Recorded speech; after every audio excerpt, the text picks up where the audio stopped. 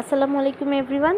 আসলে এত সুন্দর সারাদিন বৃষ্টি আর এত সুন্দর একটা ওয়েদার, খুব ঝাল ঝাল মচমচা কিছু খেতে ইচ্ছা করছে। সো আমি তেমন কিছু বানাতে পারি না, সো ভাবলাম যে আলু দিয়ে পাকোড়া বানাই। তো কালকে একটা ব্লগ দেখতেছিলাম, ওখানে দেখলাম যে আলুর এই পাকোড়াটা বানাইছে। সো ওইটা দেখে একটু ট্রাই করার চেষ্টা বেসিক্যালি। এটা আগে কখনো আমি ওইভাবে করিনি, পেঁয়াজ দিয়ে করেছি বা বাঁধাকপি দিয়ে করেছি, আজকে ফার্স্ট টাইম হচ্ছে আলু দিয়ে করছি। এই যে সব মশলা দিয়ে নিলাম, একটু আদা রসুন হলুদ, একটু মরিচ, তারপর একটু নুডলসের মশলা, আর একটা হচ্ছে শাহি গরম মশলা টাইপের একটা ছিল টুকটাক থেকে কেনা, ওইটা একটু দিয়েছি জাস্ট টেস্ট বার অনুযায়ী, আর একটু লবণ। সো দিয়ে একটু কর্নফ্লাওয়ার আর একটু আটা দিয়ে জাস্ট বাইন্ডিংয়ের জন্য একটু পানি দিয়ে বাইন্ড করে নিয়েছি।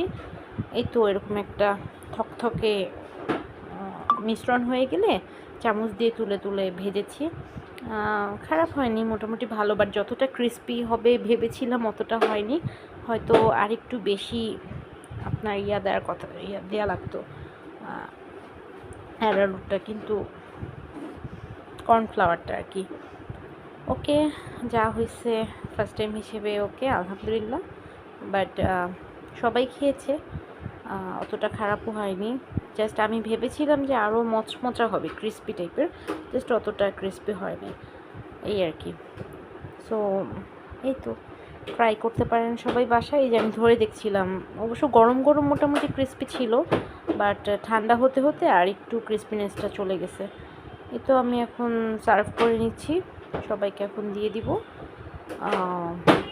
এই তো, ভিডিওটা ভালো লাগলে অবশ্যই শেয়ার করবেন।